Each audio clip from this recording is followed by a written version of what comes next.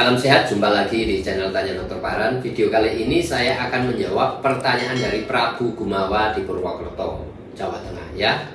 Yang bertanya pada saya, Dok, di kulit anus luar saya ada benjolan sebesar kedelai ya, yang nyeri, apalagi sesudah BAB. Ini apa ya? Ya mungkin banyak teman-teman Tanya Dokter Paran sudah tahu ya, karena sudah banyak melihat uploadan seri edukasi tentang visura atau wasir atau fistula ya.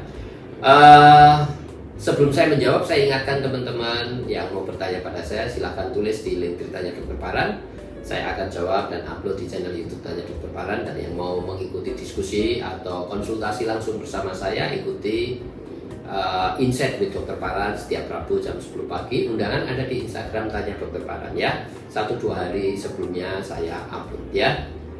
Kembali kepada Prabu Gumawa di Purwokerto, Jawa Tengah yang bertanya, Dok, saya ada benjolan sebesar kedelai yang nyeri, apalagi sesudah BAB. Ini apa ya? Kebanyakan benjolan yang terjadi di anus luar kita yang nyeri itu adalah tanda dari fisura ani yang kronis ya. Bukan fistula ya, fisura, bukan fistula, fisura ani yang kronis atau robekan kulit anus yang kronis. Disebut kronis kalau sudah terjadi lebih daripada 8 minggu ya, ada yang menyebut 10 minggu. Jadi ya kalau ada robekan kulit anus lebih dari 2 bulan nggak sembuh-sembuh, maka dia secara waktu dianggap kronis. Kadang-kadang tanda kronis adalah benjolan tadi itu, yang oleh Prabu Gumawa dikeluhkan sebagai benjolan sebesar biji kedelai ya.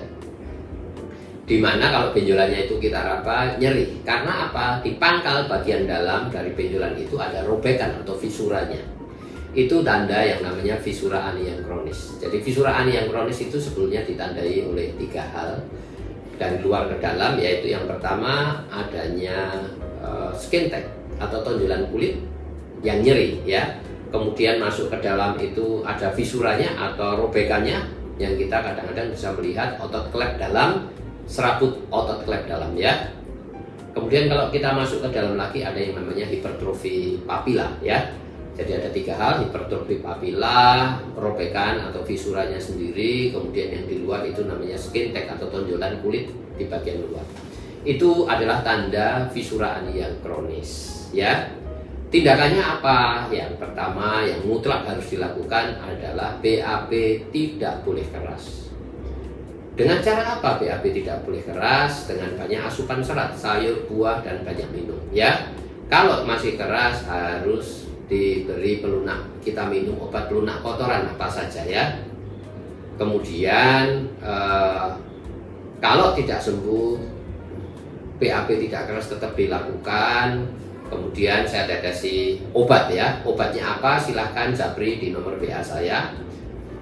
Ada di bio Instagram Tanya Dokter Paran ya. Nomor WA saya silahkan japri, nanti saya akan jelaskan obatnya apa, cara mengobatinya bagaimana ya. Tetapi mutlak bahwa BAB tidak boleh keras ya, nanti akan saya jelaskan.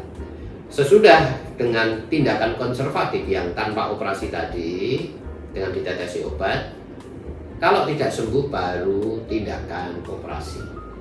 Nah, tindakan operasi itu sendiri yang paling angka kesembuhannya tinggi adalah lateral internal sphincterotomy ya. Ada banyak cara mengobati fisura ani ini. Tetapi penelitian membuktikan bahwa yang namanya operasi lateral internal sphincterotomy atau LIS, lateral internal sphincterotomy kalau disingkat itu LIS atau LIS ya, itu angka kesembuhannya yang paling tinggi ya. Angka kesembuhannya yang paling tinggi. Jadi memotong otot kelep dalam di bagian samping kiri ya.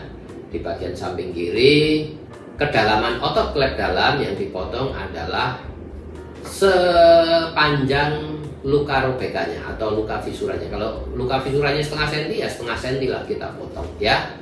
Itu kuncinya di situ. Jadi bagi teman-teman yang menderita fisura ani, kalau dokter datang ke dokter bedahnya hanya melakukan penjahitan luka atau hanya membuang benjolannya, ya pasti tidak sembuh ya. Harus berdiskusi dulu dengan dokter bedah. Kemudian apakah bisa melakukan tindakan yang namanya lateral internal sphincterotomy? Kalau iya, lakukan dengan dokter yang berkompeten ya. Kalau dokternya tidak berkompeten melakukan, ya carilah dokter yang berkompeten ya. Jelas ya. Prabu Gumawa di Purwokerto. Jadi apa yang Anda derita kemungkinan besar adalah fisura ani yang kronis. BAB tidak boleh keras. Kemudian tetesi obat, silahkan japri ke saya. Kalau tidak sembuh baru dilakukan tindakan operasi yang namanya lateral internal sphincterotomy, suatu tindakan operasi yang ringan saja, jadi nggak usah takut.